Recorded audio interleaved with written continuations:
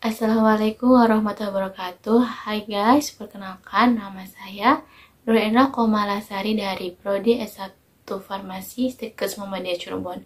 Di sini saya akan memaparkan materi Pancasila, yaitu mengenai bab 2, yaitu tentang bagaimana Pancasila dalam arus sejarah bangsa Indonesia. Selanjutnya kita masuk ke bagian A, yaitu menelusuri konsep dan urgensi Pancasila dalam arus sejarah bangsa Indonesia. Nah, selanjutnya kita masuk ke poin yang ketiga, yaitu periode pengesahan Pancasila.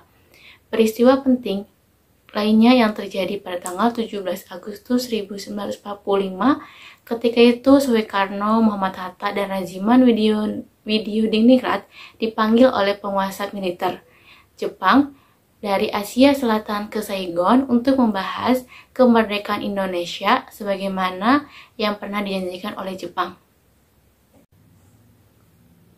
Selanjutnya yaitu melalui jalur yang berliku akhirnya dicetuskanlah proklamasi kemerdekaan pada tanggal 17 Agustus 1945. Teks kemerdekaan itu didiktekan oleh Muhammad Hatta dan dituliskan oleh Soekarno pada dini hari. Rancangan pernyataan kemerdekaan yang telah dipersiapkan oleh BPUPKI yang diberi nama Piagam Jakarta akhirnya tidak dibacakan pada tanggal 17 Agustus 1945 karena situasi politik yang berubah.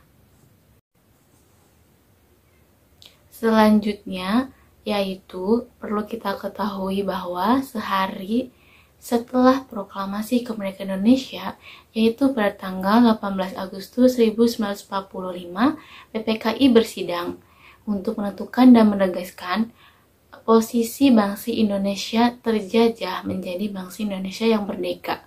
Selanjutnya, PPKI yang semula merupakan badan buatan pemerintah Jepang sejak saat itu dianggap mandiri sebagai badan nasional.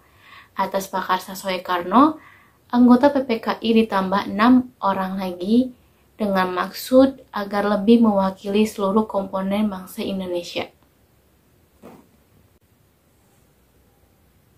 Mereka adalah yang pertama Wiranatakusuma, yang kedua Ki Hajar Dewantara, yang ketiga Kasman Singodimedjo, yang keempat Sayuti Malik, yang kelima Iwa Koesoma Soemantri, dan yang keenam Ahmad Subarjo. Selanjutnya yaitu putusan-putusan penting yang dihasilkan mencakup hal-hal berikut. Yang pertama yaitu mengesahkan Undang-Undang Dasar 1945 yang terdiri atas pembukaan dan batang tubuh.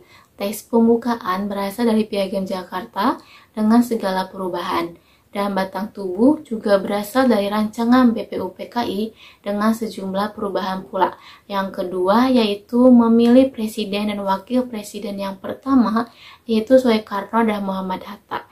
Yang ketiga, membentuk KNIP yang anggota intinya adalah anggota PPKI ditambah tokoh-tokoh masyarakat dari banyak golongan. Komite dilantik pada tanggal 29 Agustus 1945 dengan ketua Mr. Kasman Singodimedjo. Terima kasih, sekian pemaparan materi Pancasila dari saya. Kurang lebihnya mohon maaf. Wassalamualaikum warahmatullahi wabarakatuh.